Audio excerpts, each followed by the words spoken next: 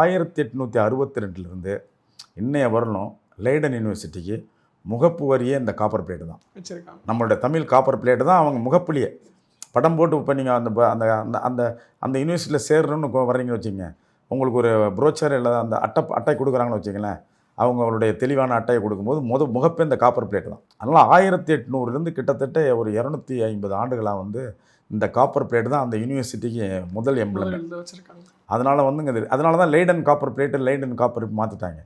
இது ஆனமங்கலம் copper plate. ஆனமங்கலம் காப்பர்மெண்ட் வந்து கெட்டா போயிடுச்சு. கெட்டானா உங்களுக்கு கடாரம் போயிடுச்சு.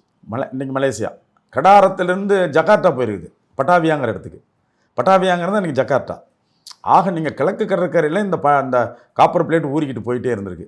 கடைசியாக ஃபாதர் மேலமாக போய் அது வந்து உங்களுக்கு 1862 உள்ளே வந்துட்டாங்க. 1862 இன்னைய வரலும் வந்து அவர்கள் எல்லாருக்கும் ஆராய்ச்சியாளர்களும் கொடுத்தாங்க.